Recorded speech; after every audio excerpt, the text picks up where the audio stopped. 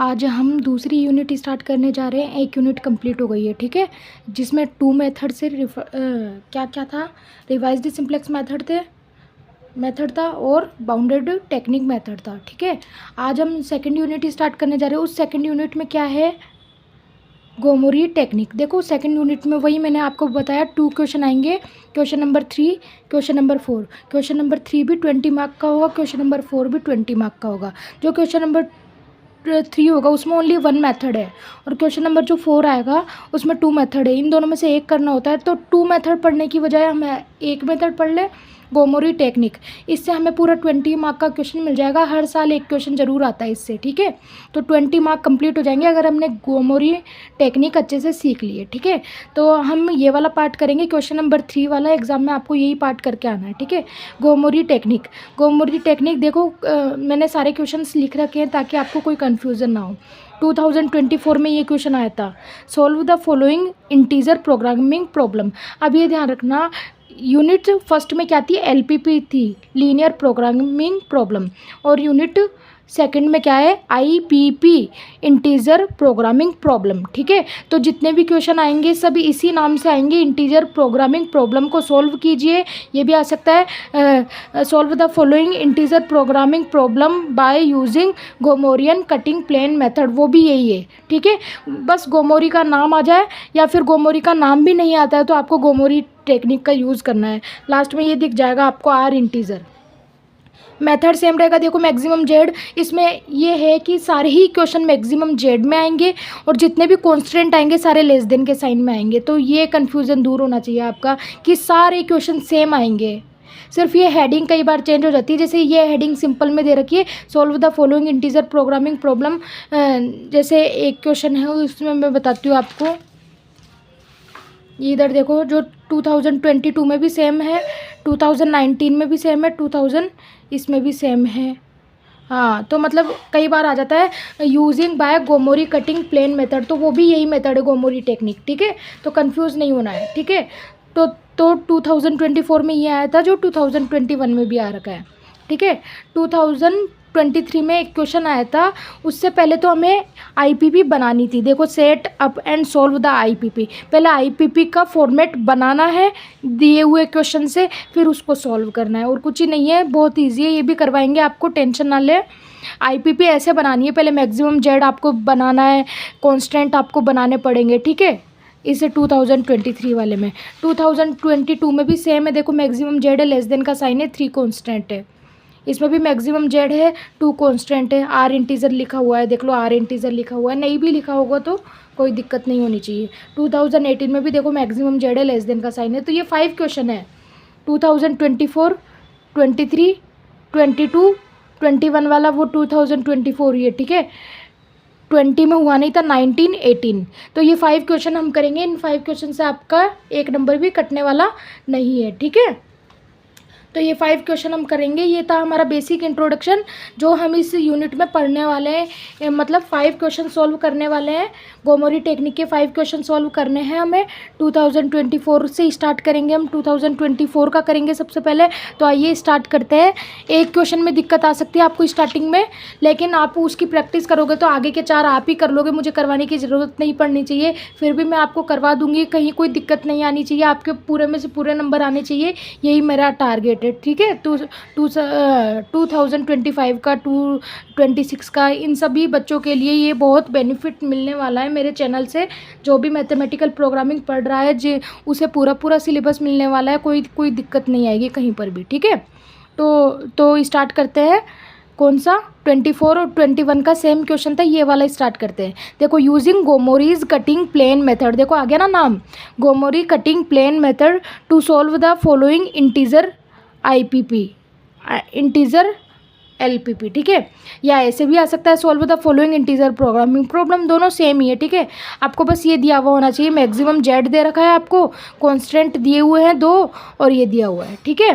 तो स्टार्ट करते हैं। देखो सॉल्यूशन क्या होगा, सबसे पहले हमें क्या करना होगा, हम स्टार्टिंग से ही चाहे तो टेबल्स बना सकते हैं। स्टार्टिंग में हमें कुछ भी लिखने की जरूरत नहीं है कि इसको स्टैंडर्ड फॉर्म में कन्वर्ट करो, वो तो हमें पता है करना ही पड़ेगा।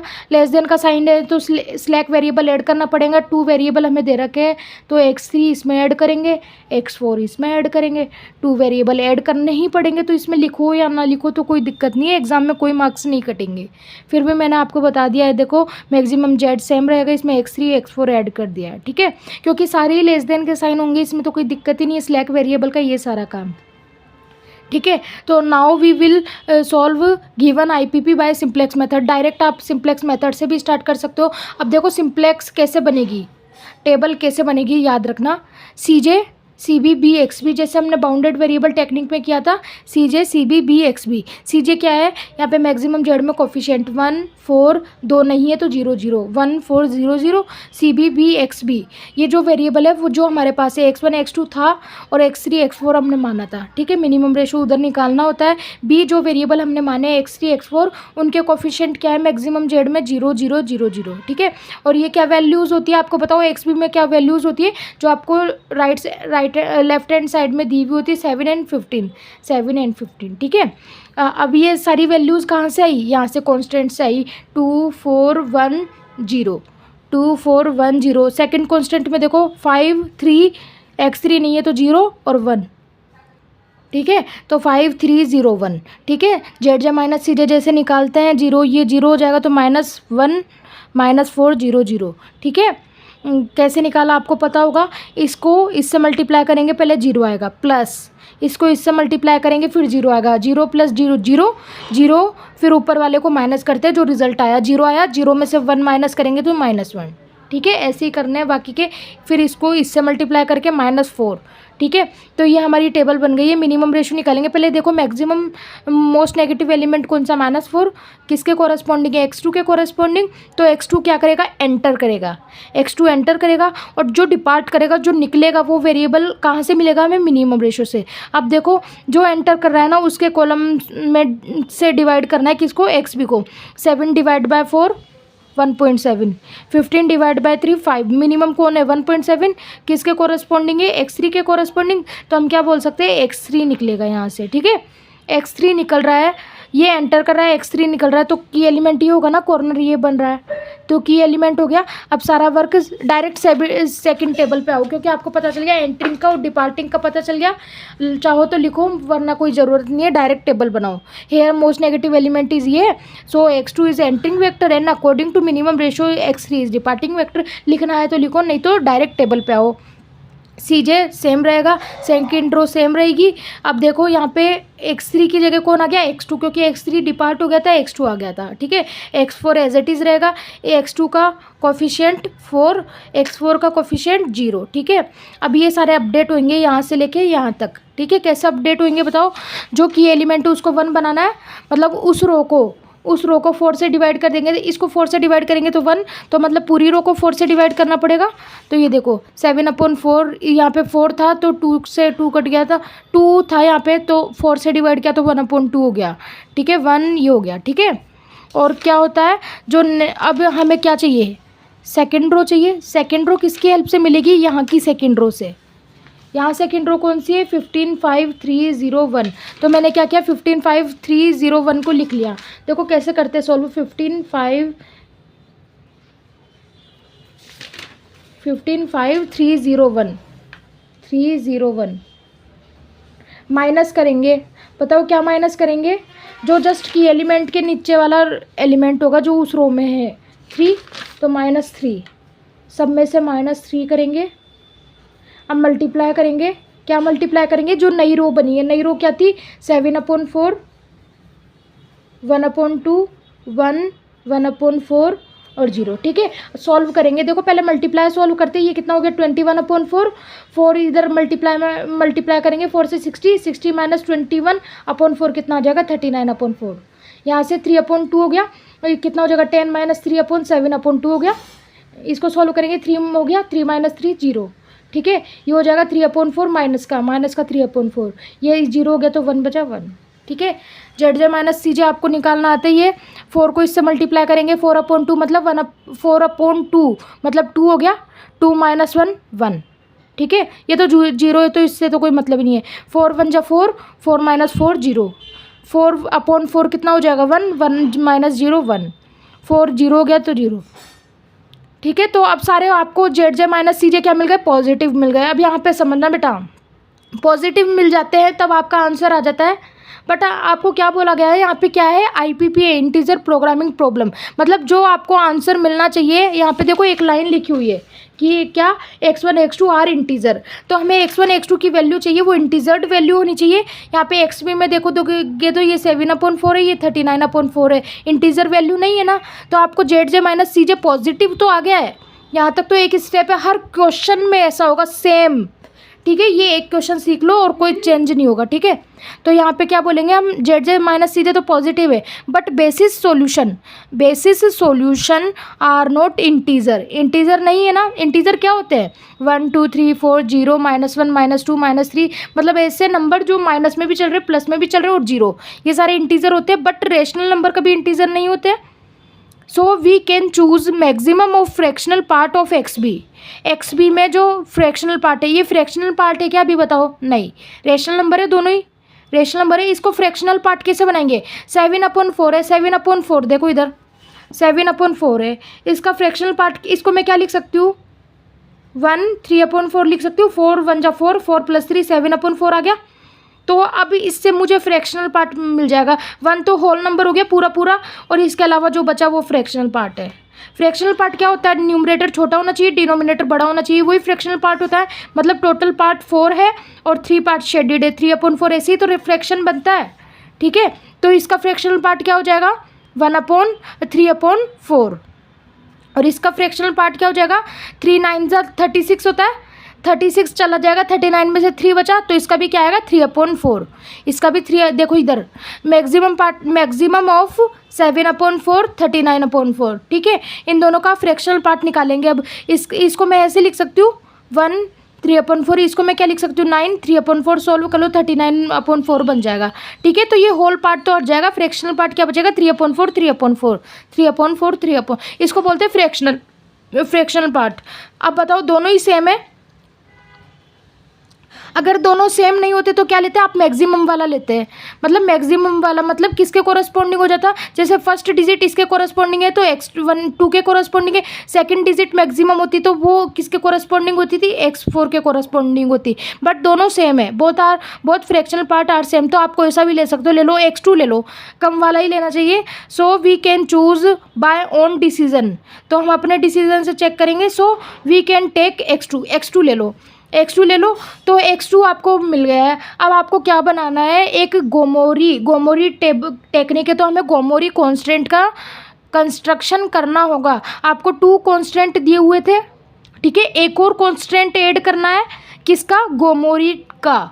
गोमोरी कांस्टेंट ऐड हो जाएगा। अब टेबल में जैसे 2 कांस्टेंट दिए हुए थे, 2 रोज थी, अब एक और रो ऐड हो जाएगी गोमोरी की, ठीक है। तो हम कैसे कंस्ट्रक्ट करेंगे गोमोरियन रो, देखो अब जो आपको x2 आया, आपने x2 को चूज़ किया। अब x2 की रो को पकड़ लो, ठीक है। x2 की रो में x भी क्या है 7/4 इक्वल टू, ये क्या है 1/2, x की वैल्यू है तो 1/2x, 1 x2 की वैल्यू है +1 x2, 1/4 x3 की वैल्यू है +1/4 x3, और 0 x4 की वैल्यू +0 x4। जैसे मैं सिखा रही हूँ वैसे करोगे तो कहीं नंबर नहीं कटेंगे और समझ में भी अच्छे से आएगा। इसका फ्रैक्शनल पार्ट को लिख लो, इसका फ्रैक्शनल पार्ट क्या आएगा 3/4, इसको पहले मैंने ओपन करके बताया 1 + 3/4, सॉल्व कर लो यही आएगा, ठीक है। 1 + 3/4 मैंने इसको लिखा क्योंकि मुझे इसका ओनली फ्रैक्शनल पार्ट चाहिए। अब देखो जो होल नंबर है ना, जैसे x2 के आगे 1 है, x4 के आगे तो ऑलरेडी 0 है, जो होल नंबर है उनको तो 0 बना देंगे। x2 यहाँ पे 1 है तो x2 क्या हो जाएगा 0 हो जाएगा। अगर -2 होता, -3 x3 होता वो भी 0 हो जाता, तो ये 0 हो जाएगा, ये 0 हो जाएगा। बच्चे ये दोनों, क्योंकि ये दोनों क्या है फ्रैक्शन पार्ट के, ठीक है। तो इसको मैंने सॉल्व किया, ये 3/4 बन जाएगा, ठीक है, 3/4 बन जाएगा। अब क्या करेंगे, आपको जितने भी फ्रैक्शन है सारे नेगेटिव साइन के चाहिए, सारे नेगेटिव साइन के चाहिए। तो क्या किया मैंने, माइनस से मल्टीप्लाई कर दिया, इधर माइनस से मल्टीप्लाई कर दिया। ये ½ x1 था, माइनस का ½ x1, ये 0 हो जाएगा, 0x2, ये माइनस का 14x3 हो गया, और ये प्लस का है तो ये तो प्लस, 0 का तो प्लस माइनस कुछ नहीं होता तो प्लस, ठीक है। तो ये ध्यान रखना, सबसे पहले क्या किया, इसको फ्रैक्शन में कन्वर्ट किया, जितने होल नंबर से उनको 0 0 कर दिया, जो ऑलरेडी 0 थे और जो नहीं थे वो उनको भी 0 कर दिया। अब मैंने माइनस से मल्टीप्लाई किया क्योंकि मुझे ये वाला नंबर भी माइनस में चाहिए। ये देखना है, अगर ये माइनस में तो आप माइनस से मल्टीप्लाई नहीं करोगे, अगर ये माइनस में नहीं है तो आपको माइनस से मल्टीप्लाई करना है, ठीक है। माइनस में नहीं था, मैंने माइनस से मल्टीप्लाई किया, ये माइनस हो गया, ये माइनस हो गया, ठीक है। अब ये दोनों माइनस हो गए तो ये तो सही है। अगर मान लो आपने नेगेटिव साइन से मल्टीप्लाई किया, यहाँ पे ये पॉजिटिव बन रहा है, ये माइनस बन रहा है, तो माइनस वाले को तो छोड़ देंगे क्योंकि माइनस ही चाहिए। ये पॉजिटिव बन रहा है तो क्या कर सकते थे, इस अभी आगे आने दो, क्वेश्चन समझाएंगे आपको। जैसे मान लो ये ऐसे बन रहा है, माइनस से मल्टीप्लाई करने के बाद पॉजिटिव बन रहा है, चाहिए मुझे नेगेटिव, तो मैं क्या हाफ को क्या लिख सकती हूँ मैं, 1 - 1/2। सॉल्व करो, 2 - 1 1/2 आ रहा है, पॉजिटिव 1/2 आ रहा है, तो ये तो 0 बन जाएगा। मैंने बोला होल नंबर 0 बन जाता है, तो ये क्या बन जाएगा, माइनस का हाफ x2 x1, ठीक है, बन गया ना। तो ऐसे करना है। अभी तो नेगेटिव बन गए तीनों, तो मुझे यही चाहिए था। अब ये बन गई है मेरी गोमोरियन कांस्टेंट, ठीक है, जिसमें x_b की वैल्यू ये हो गई, x1 की वैल्यू कोफिशिएंट ये हो गया, x2 का कोफिशिएंट, x3 का कोफिशिएंट, x4 का कोफिशिएंट, ठीक है। तो अब देखो फर्स्ट गोमोरी टेबल सी जी सेम रहेगा, फर्स्ट सेकंड कॉलम सेम रहेगा, x1 x2 x3 x4 को क्या थे हमारे पास वेरिएबल थे। अब एक वेरिएबल और ऐड हो जाएगा गोमोरी का, तो हम उसे क्या बोलेंगे, xg1।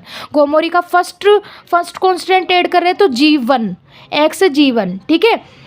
तो अब देखना x2 x4 दे रखा था हमें, सेम इधर देखना, मैं ओपन कर लेती हूँ नोटबुक को, अच्छे से समझ में आएगा। यहाँ पे देखो x2 x4 दे रखा था, एक और रो ऐड करेंगे तो उसे क्या बोलेंगे, xg1, ठीक है। इनकी वैल्यू सेम रहेगी, 7/4 39/4 7/4 39/4 4 0, और इसका कोफिशिएंट हमेशा 0 रखेंगे, ठीक है। मैक्सिमम जेड में इसका कोफिशिएंट 0 रखेंगे तो 0, ठीक है। अब ये देखो ये वैल्यू सेम रहेगी लास्ट टेबल से, ठीक है। अब यहाँ पे कोई वैल्यूज़ नहीं आएगी तो यहाँ पे 0 0 करना है, ठीक है, 0 0 और लास्ट कॉर्नर पे 1, लास्ट कॉर्नर पे 1। ये वैल्यूज़ कहाँ से आई, जो हमने कंस्ट्रक्ट किया था। देखो x1 का कोफिशिएंट -1/2, तो x1 का कोफिशिएंट -1/2, x2 का कोफिशिएंट 0, x3 का कोफिशिएंट ये देखो यहीं से ही देख लो, x2 -1/4 -1/4, ठीक है, ये 0, और यहाँ लास्ट में 1 करना है, ठीक है, कॉर्नर पे 1 करना है, ध्यान रखना 1 करना है, 1, ठीक है। अब जेड माइनस सी जे निकालेंगे, बस ये ध्यान रखना है xg1 इधर भी ऐड होगा, xg1 इधर भी ऐड होगा, xg1 में 0 0 लास्ट का गोमोरियन टेबल में 1 कर देंगे, और इधर xg1 ऐड करेंगे। वो सारी डिजिट कहाँ से आएगी, गोमोरियन रो से आएगी जो हमने कंस्ट्रक्ट की है, ठीक है। तो अब मल्टीप्लाई करेंगे, देखो कैसे अब जेड माइनस सी जे निकालना है। देखो ये दोनों तो 0 है, तो ये सबसे 0 0 ही हो जाएगा, 4 से मल्टीप्लाई होंगे, 4 मल्टीप्लाई बाय हाफ कितना हो गया, 2 2 - 1 1, 4 मल्टीप्लाई बाय 1 4 4 - 4 0, 4 मल्टीप्लाई बाय 1/4 कितना हो जाएगा, 1 1 - 0 1, 4 मल्टीप्लाई बाय 0 0 0 0 0, 4 मल्टीप्लाई बाय 0 0 0 0, ठीक है। तो अब देखो यहाँ तक आपको पता चल गया, सारे पॉजिटिव ही आएंगे, ये मत देखना यहाँ पे कोई नेगेटिव आएगा। गोमोरियन टेबल में हमेशा यहाँ पे पॉजिटिव ही आएंगे। अब याद रखना, निकालना किसको है, एंटर किसको करवाना है, हमेशा ध्यान रखना। गोमोरियन टेबल, जो फर्स्ट गोमोरियन टेबल होगी उसमें डिपार्टिंग गोमोरियन ही होगा, गोमोरियन कॉलम ही डिपार्ट होगा, मतलब xg1 ही डिपार्ट होगा। अब हमें एंट्रिंग वेक्टर निकालना है, हमें पता चल गया डिपार्टिंग तो हमेशा क्या होगा, गोमोरियन टेबल ही होगी, गोमोरियन रो ही होगी, तो डिपार्ट हो गया xg1। तो एंटर कौन करेगा, अब एंट्रिंग के लिए क्या निकालेंगे, maximum of 4 entering vector. Entering vector के लिए देखो क्या करना है, जेड माइनस सी जे में डिवाइड करना है xg1, जेड माइनस सी जे में डिवाइड करना है xg1, जेड माइनस सी जे माइनस अपॉन xg1। xg1 क्या होना चाहिए, 0 से छोटा होना चाहिए, इसकी मतलब इसकी वैल्यू 0 से कम होनी चाहिए, मतलब नेगेटिव होनी चाहिए। चलते हैं इस वाली रो में, देखो नेगेटिव एक ये है, एक ये है, ये 2 ही है ना। तो जेड जे माइनस, इसका जेड जे माइनस सी वन क्या है 1, इसका जेड जे माइनस सी वन क्या है 1, तो 1 जेड जे माइनस सी वन ऊपर रहेगा, तो 1 अपॉन माइनस का 1/2, 1 अपॉन माइनस का 1/4, ठीक है। मैक्सिमम सॉल्व करेंगे, इसको -2 आएगा, इसको -4 आएगा। तो बताओ मैक्सिमम कौन सा है दोनों में, नेगेटिव। अगर माइनस साइन लगा हुआ है तो बड़ा वो होता है जो छोटा होता है माइनस साइन में, तो -2 बड़ा है यहाँ पे, -2 बढ़ा है तो हम क्या बोलेंगे, -2 कोरस्पॉन्डिंग टू x1, क्योंकि फर्स्ट कॉलम में बताओ इसके थ्रू आया था, इसके थ्रू आया था, तो इस ये किसके कोरस्पॉन्डिंग है, x1 के कोरस्पॉन्डिंग, तो हम क्या बोलेंगे, x1 क्या होगा, एंटरिंग वेक्टर होगा। अब डिपार्टिंग वेक्टर आपको पता चल गया, एंटरिंग वेक्टर आपको पता चल गया, अब सेकंड गोमोरी टेबल बन जाएगी। अब देखो xg1 निकल गया तो कौन एंटर कर रहा है, x1, तो xg1 की जगह कौन आ गया, x1। यहाँ से xg1 नहीं हटेगा, ध्यान रखना है, ये तो रहेगा ही रहेगा, ठीक है। सॉल्व करते हैं, ये सेम रहेगा, सेकंड रो सेम रहेगी, x2 x4 x1 आ गया, xg1 की जगह 4 0 1, यहाँ से देख के लिख देना, 4 इसका था, इसका 0 और x1 की वैल्यू 1, ठीक है।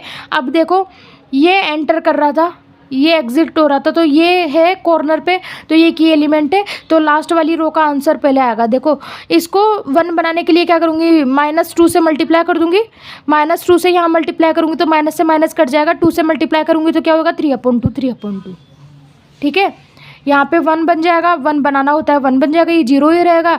इसको -2 से मल्टीप्लाई करूँगी, माइनस से माइनस कट जाएगा, 2/4 मतलब 1/2, ये 0 और -2 से मल्टीप्लाई करूँगी तो -2, ठीक है। और ये सिमिलरली ये दोनों निकल जाएंगी, कैसे, पहले इस वाली रो को लिखो वर्टिकली ऐसे वर्टिकली लिखो, माइनस करो जस्ट इसके ऊपर वाला एलिमेंट 7/2 7/2 7/2, मल्टीप्लाई करो, जो न्यू रो बनी है ये आ जाएगी, ये वाली रो रख देना, फिर ये ऐसे निकाल लेना, ठीक है। जेड माइनस सी जे कैसे आएगा, जेड माइनस सी जे कैसे आएगा बताओ, यह ये तो 0 है, इन दोनों से मल्टीप्लाई करेंगे, इन दोनों को 4, ये 0 हो जाएगा, 1 + 1 1 मल्टीप्लाई बाय 1 1 1 - 1 0, आगे चलो 4 1 जा 4 4 - 4 0, आगे चलो ये 0 है तो ये वाला देखो 1/2 आएगा, 1/2 आ जाएगा सेम, ठीक है। तो यहाँ पे और पॉजिटिव आ रहा है, बट अभी भी आपको क्या नहीं मिल रहा है, एक्स भी वैल्यूज़ नहीं मिल रही है ना, इंटीजर वैल्यू नहीं मिल रही है, तो again we construct a Gomorian table, Gomorian constant, basis are not integer, integer नहीं आ रहा है तो हम वापस से मैक्सिमम लेंगे किसका, fractional part in the X B के अंदर देखो कितने, ये तो इंटीजर है, ये एक तो मिल गया है, इन दोनों को इंटीजर बनाना पड़ेगा, तो इनका फ्रैक्शन पार्ट क्या होगा, देखो 2 4 जा 8 होता है, 8 तो चला जाएगा तो 1/2 बचा, 2 1 जा 2 होता है, 2 चला जाएगा तो यहाँ पे 1 बचेगा, तो 1/2